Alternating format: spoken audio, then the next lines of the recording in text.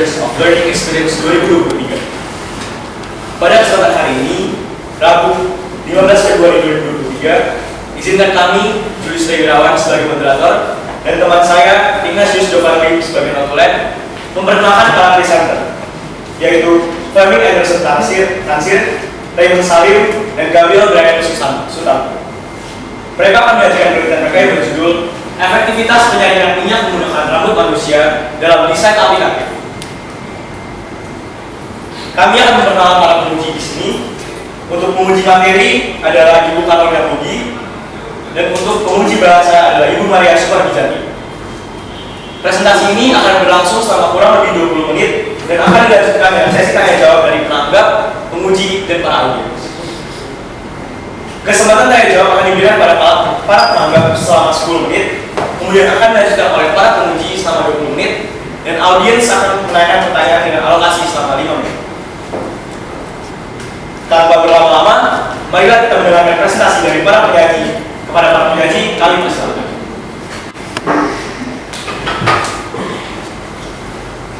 Baik, selamat siang guru penguji dan para hadirin semuanya. Pada kesempatan ini, kami dari kelompok 1 hendak memberikan presentasi dari hasil penelitian kami mengenai efektivitas penyaringan minyak menggunakan rambut manusia dalam desain aplikatif. Sebelum itu, kami akan memperkenalkan dari anggota kelompok kami. Saya sendiri, Gabriel Brian Sutanto. Saya dengan Tansir. Dan kami akan mempresentasikan daripada penelitian kami.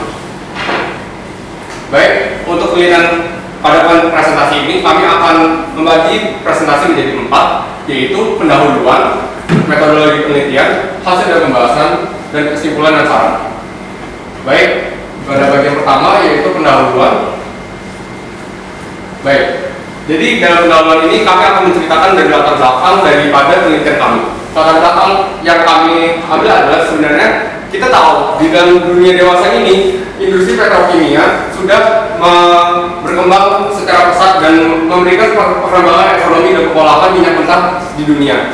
Banyak sekali produk-produk yang kita gunakan dalam wujud pengolahan minyak mentah dan itu sudah sangat bermanfaat bagi kita. Namun dalam pengolahan tersebut, dalam pengolahan minyak itu selama ini telah memberikan dampak negatif dalam lingkungan.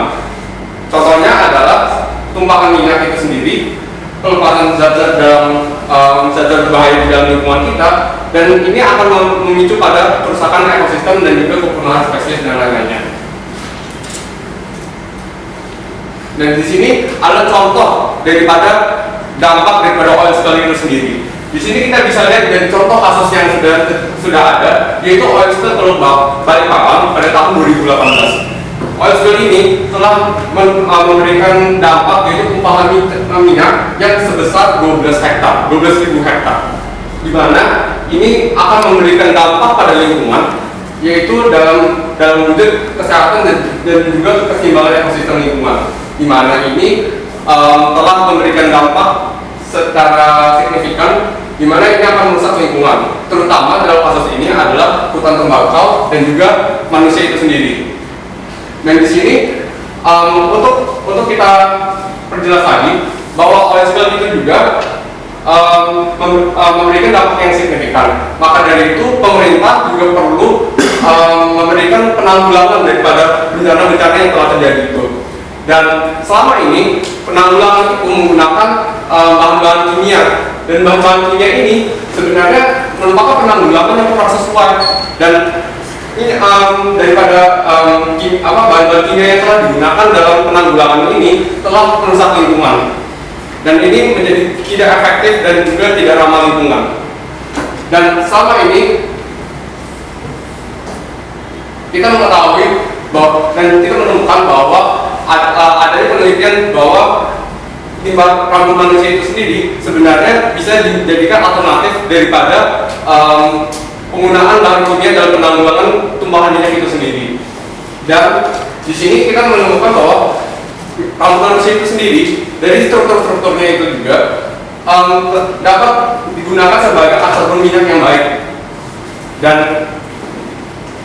Dan ini adalah mengapa kita sangat begitu prihatin terhadap permasalahan yang sedang terjadi di dunia ini.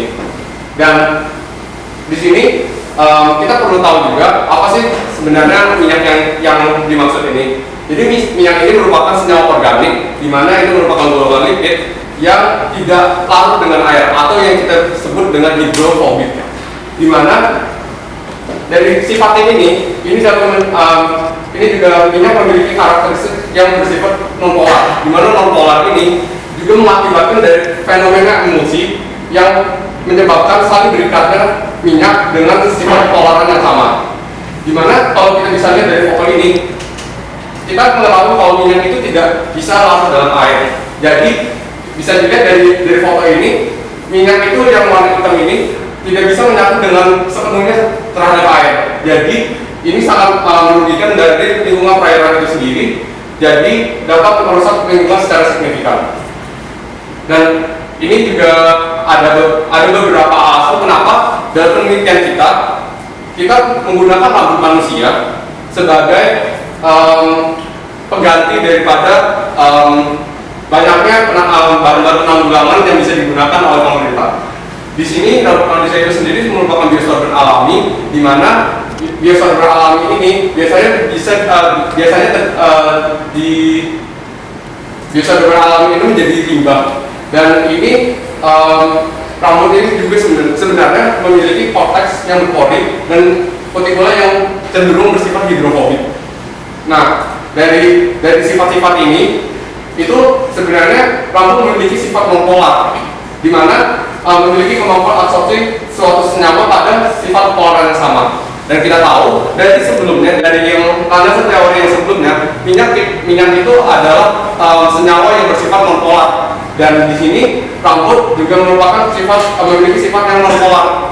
Jadi dengan begitu, secara teori rambut manusia itu bisa mengikat daripada molekul-molekul minyak yang memiliki sifat kepolaran yang sama, yakni non-polar itu sendiri.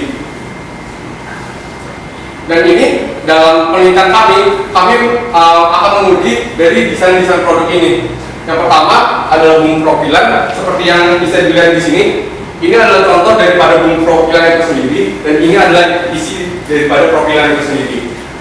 Bumbu polipropilen ini sebenarnya adalah adsorben sintetik yang sebenarnya umum digunakan dalam penanggulangan ini. Nah, kenapa ini bisa digunakan? Karena memiliki sifat yang hidrofobiknya itu, dan juga memiliki oleofilik yang berarti bisa menarik molekul-molekul air, molekul-molekul minyak. Nah, di sini juga kami menggunakan desain yang dalam berbahan rambut itu juga ada matras rambut dan juga drip bag. Matras rambut itu sendiri merupakan produk absorbent alami yang paling umum untuk kemudian. Di sini seperti yang kita bilang di dalam latar belakang itu juga, bahwa kami menemukan bahwa adanya penelitian yang menggunakan rambut manusia sebagai alternatif dari penanggulangan minyak itu sendiri. Nah, wujud daripada yang dibentuk daripada dalam pengujian mereka yang sebelumnya ini adalah bentuk dari matras rambut ini sendiri. Maka dari itu kita menggunakan matras rambut itu dalam penelitian kita sebagai bahan komparatif daripada yang drip bag ini sendiri. Dan drip bag ini sendiri ini adalah produk desain aplikatif buatan kelompok.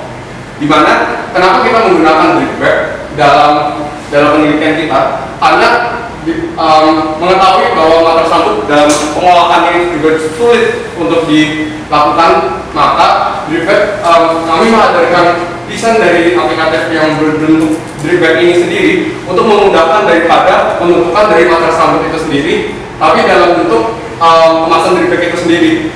Jadi drip bag ini juga kami buat dalam proses yang lumayan mudah, dan ini juga digunakan sebagai peningkatan dari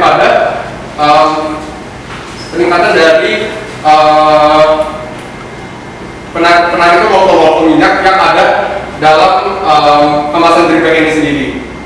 Nah, makanya dari itu tujuan dari kita itu sendiri adalah membuat desain produk yang aplikatif dalam menyaring minyak, mengidentifikasi faktor efektivitas dari produk yang telah kita buat dan mengkomparasikan produk beserta desainnya. Dan dari semua latar belakang yang sudah ada, nah kita mempunyai hipotesis bahwa desain dripback dapat memberikan keunggulan lebih daripada produk desain lainnya, sehingga dapat digunakan dalam kehidupan kita sehari-hari. Selanjutnya akan dilanjutkan pada bagian metode penelitian oleh Pak Manager. Terima kasih Gabriel. Sekarang saya akan menjelaskan bab kedua, yaitu metodologi penelitian. Dalam metodologi penelitian ini, kita punya beberapa faktor-faktor yang mendukung penelitian ini. Contohnya, variabel penelitian, metode penelitian ini, alat dan bahan yang kita menggunakan, langkah-langkah penelitian ini, perbandingan kuantitatif dan perbandingan kualitatif penelitian ini. Pertama, penelitian ini termasuk perbandingan yang kualitatif. Mengapa? Karena kita menguji daya serap atau menguji efektivitas desain-desain kita. Kita menggunakan rumus massa total adsorben setelah menyerap minyak dikurangi oleh massa total adsorben sebelum dikurangi minyak per massa total adsorben sebelum diserap minyak. Mengapa? Supaya kita dapat melihat berapa perkalian atau berapa persentase yang meningkat setelah menyerap minyak tersebut. Selanjutnya aku akan menjelaskan perbandingan kuantitatif. Perbandingan kuantitatif ini kita mengikuti standar adsorben komersial yang lain dengan menggunakan standar ASTM 2699 yang biasanya digunakan oleh negara Kanada untuk menguji adsorben komersial yang contohnya dari polipropilen. Nah, dalam metode ini kita menguji faktor-faktor kuantitatif seperti massa, volume, konsentrasi minyak, serta percobaan yang fix jumlahnya, yaitu dalam satu desain kita menguji 3 kali dalam 2 tipe pengujian, sehingga total sampel kita adalah 18. Alat dan bahan penelitian. Nah, waktu kita membuat desain-desain tersebut, contohnya matras rambut, kita tak hanya mengumpulkan kumpulan rambut jadi satu. Kita harus menjahitkan rambut-rambut tersebut supaya bentuknya konsisten dan bentuknya gampang diatur. Nah, contoh-contoh alatnya itu adalah spur, timbang metal, ditumpah minyak, gunting, jarum untuk menjahit rambut tersebut, serta sarungan tangan latex supaya kita melakukan penelitian ini dengan higienis. Bahan-bahan yang kita menggunakan adalah rambut manusia, polipropilen, dripback, dan benang.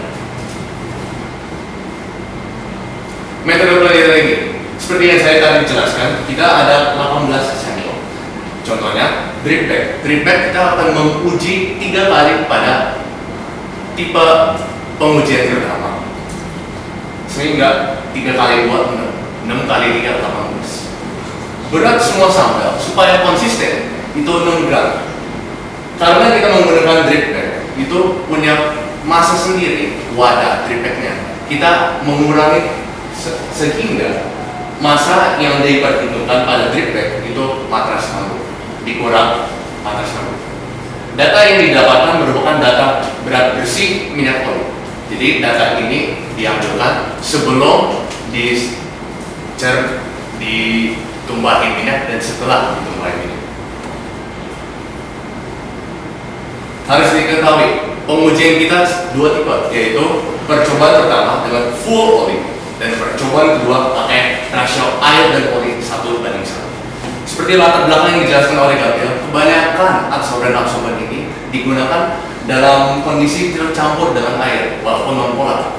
Supaya konsisten data-data yang kita dapat, kita menguji pertama di full oli dan menguji kedua di air dan oli. Sehingga walaupun daya serapnya mungkin berbeda, bila konsisten kita dapat membuktikan bahwa mau dalam wadah minyak saja atau air dan oli, tetap saja data menunjukkan. Nah, harus diketahui bahwa kita menggunakan oli, tidak minyak mentah. Seperti yang walaupun kita cerita pada latar belakang, kebanyakan kita aplikasi nyatanya pakai minyak mentah. Harus diketahui bahwa full oli itu komponen yang mudah diakses bagi kita. Karena minyak mentah itu susah dicari. Serta kita percaya bahwa walaupun minyak mentah memiliki rangkaian karbon yang lebih tebal daripada oli, kita percaya bahwa properti dan karakteristik yang yang dimiliki oleh oli konsisten dengan properti dan karakteristik yang dimiliki oleh minyak mentah. Walaupun minyak mentah itu belum diolah, belum difiltrasi, belum didistilasi, dan masih terkandung logam-logam berat. Langkah penelitian ini sederhana. Pertama, kita hanya saja timbangan pertama sebelum menyerap minyak. Kedua, kita melakukan percobaan di mana kita tuangin minyak. Setelah itu, kita mendiamkan minyak tersebut dalam waktu 5 menit sehingga itu menjadi variabel yang konsisten untuk semua sambal kita. Dan terakhir, kita mentimbangkan pada timbangan elektronik yang telah dengan absorben yang telah menyerap minyak tersebut. Variabel penelitian kita ada variabel B+, itu jenis dan desain penelitian kita, yang dripback, batas lampu, serta polipropil. Variabel kontrol banyak. Kita memiliki jenis rambut manusia, itu manusia wanita yang dari salon. Jenis konsentrasi dan volume minyak tersebut yaitu 200 ml, dan pada rasio 1:1 juga 200 ml. Konsentrasi dan volume air, jumlah percobaan yaitu 18 kali, serta waktu penetesan yaitu 5 menit. Variabel terikat yang kita berharap dari penelitian ini adalah kemampuan untuk menyerap minyak dan efektivitas desain tersebut. Mohon maaf menanggap waktu presentasi tersisa 5 menit. Sekarang dilanjutkan kembali. Berikut adalah hasil dari eksperimen kami. Ini ada tabel pertama, yaitu yang dimana yang diuji itu full minyak. Sedangkan yang tabel kedua itu adalah dimana kita menggunakan campuran minyak dan air. Dari tabel ini kita dapat melihat bahwa riwayat pertama, yaitu absorben beban tersebut dapat menyerap minyak kurang lebih 542% dari absorben tersebut sebelum dicelupkan, sebelum dipakai untuk mengabsorb minyak. Sedangkan polipropil hanya sebesar kurang lebih 345%. Hal ini didasarkan oleh landasan teori kami, di mana rambut yang memiliki posisi tinggi dapat menyerap minyak dengan baik. Lalu dari tabel sebelumnya juga kita dapat melihat bahwa ada anomali di dripback ini pada percobaan kedua, di mana beratnya itu kurang lebih 6 gram lebih banyak daripada dripback pada percobaan pertama. Hal ini setelah kami amati, ternyata ada air yang terperangkap pada dripback di percobaan kedua. Itu disebabkan karena minyak yang mengikat dengan rambut menghalangi air untuk dapat menembus lapisan tersebut untuk keluar dari dripback, sehingga ketika dripback telah mencapai kapasitas maksimal absorpsinya, air tersebut air atau zat lain bahkan dapat terperangkap di antara dripback tersebut, sehingga tidak bisa keluar dan menambah masanya. Lalu dari percobaan ini juga kami akhirnya mengetahui bahwa mata sambut itu bisa dibilang paling efektif daripada desain-desain yang lain karena sifat pola analisis rambut dan beserta landasan teori yang kita sudah jelasin tadi. Berikut adalah analisis keunggulan, kekurangan, kelebihan dari desain-desain tersebut, di mana yang plus ini adalah keunggulan dan yang minus ini adalah kekurangan dari tiap desain tersebut. Lalu kesimpulan dan saran. Kesimpulan kami adalah absorben yang berbahan dasar rambut lebih efektif daripada propilen, serta absorben yang berbahan dasar rambut dapat menjadi alternatif dari absorben yang menggunakan bahan sintetis seperti polipropilen tersebut, karena absorben berbahan dasar rambut juga memiliki efektivitas dalam menyerap minyak lebih tinggi ya daripada polipropilen berdasarkan eksperimen kita tadi, serta absorben rambut ini juga dapat lebih ramah lingkungan daripada polipropilen. Mata sambut dan juga kami mendapatkan bahwa mata sambut ini lebih unggul daripada dripback, yang dimana karena mata sambut ini tidak dapat mengangkat air atau zat lain karena bentuknya yaitu matras, yang dimana kita langsung menggunakannya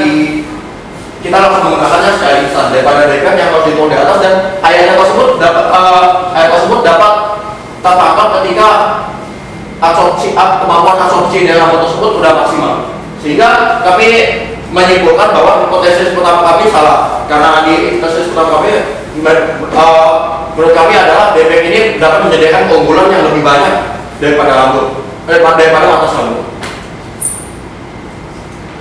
Lalu saat kami untuk penelitian selanjutnya adalah untuk menggunakan minyak mentah dalam penelitian sehingga memiliki korelasi atau relevansi langsung dengan kasus-kasus yang terjadi di masa sekarang ini atau yang benar terjadi di kasus-kasus yang ada, sehingga penelitiannya lebih konkret dan lebih bermanfaat karena dalam minyak mentah ini mengandung banyak zat-zat yang beda dengan minyak oli saja yang kita pakai dalam penelitian kali ini. Lalu kami juga menyarankan untuk penelitian selanjutnya untuk meninjau nilai ekonomis dari seluruh desain produk, apalagi seperti mata sabun tersebut untuk diterapkan dalam mata nasional, yaitu Indonesia, karena Indonesia belum menggunakan minyak sebagai absorban tumpahan minyak atau oil spill tersebut. Sekian dari kami, ini daftar pustaka. Sekian dari kami, terima kasih. Mohon maaf jika ada salah selama presentasi kami. Sekali lagi kita ucapkan terima kasih.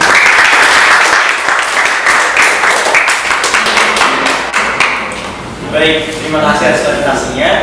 Sekarang kita akan langsung lanjut kepada sesi tanya jawab. Untuk yang pertama, sesi jawab untuk audiens kelas 11.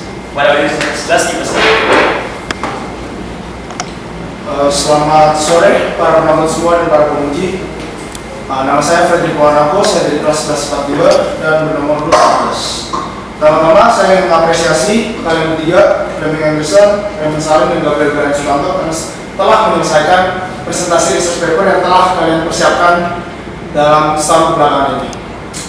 Namun saya ada satu pertanyaan, itu adalah apakah menurut kalian alternatif menggunakan rambut manusia beserta produk-produk yang Anda lampirkan atau dapat saya highlight itu adalah produk matras rambut, karena kalian berkata bahwa matras rambut lebih unggul daripada tripack, dapat menjadi alternatif utama dan jangka panjang serta efektif untuk menanggulangi masalah minyak atau yang Anda jelaskan itu adalah oil spill.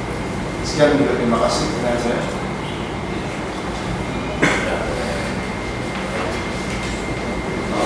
Bisa langsung dijawab dari gue ya.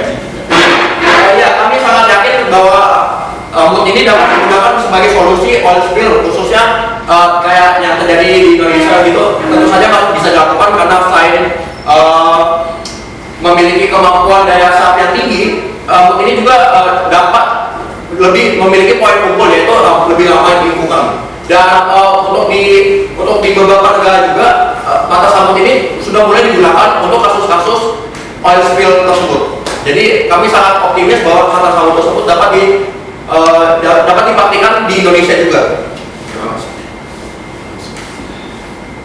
Saya mau bertambah teman saya. Kita juga menyadar bahwa minyak mentah yang terjadi pada perlawanan itu